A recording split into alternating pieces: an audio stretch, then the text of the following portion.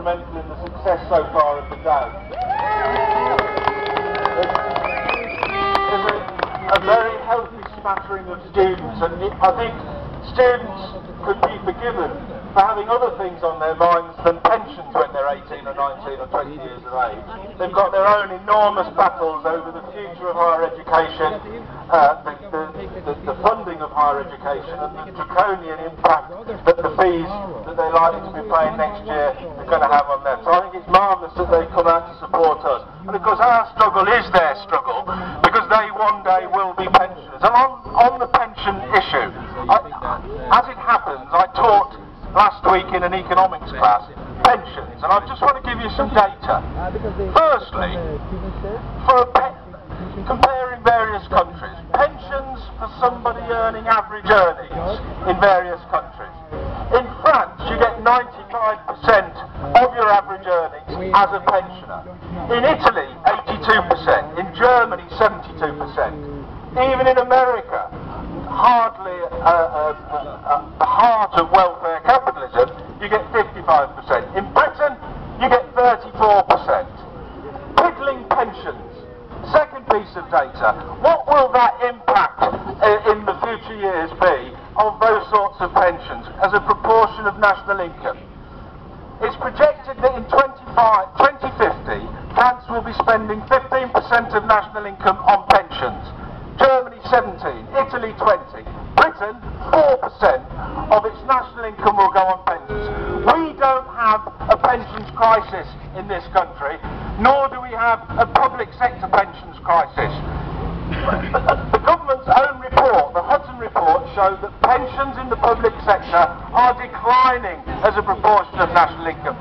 What we do have is a capitalist crisis. A crisis of a system which is divided between rich and poor. The rich in the city do not have a pensions crisis. We are paying for their wider crisis. They are attacking us.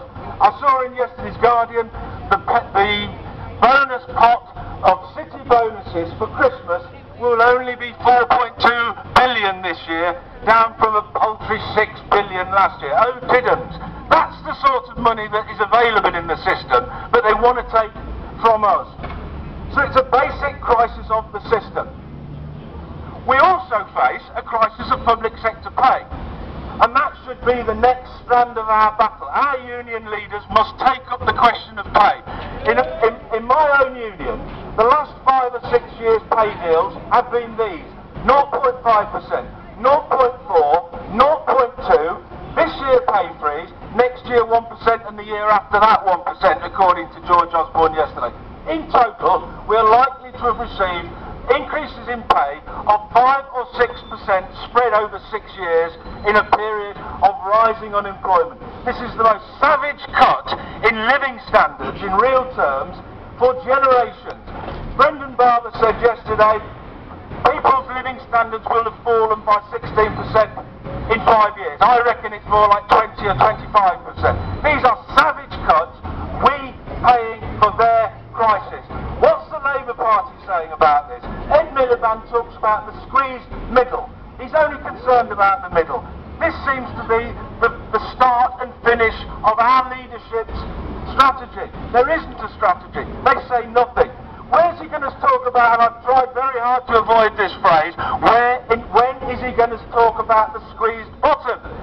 These are the people who are really suffering. And when, unlike his predecessor, Dennis Healey, a right-wing Labourite, 30 years ago, talked about squeezing the rich until the pip squeak. They're the people who we need to squeeze.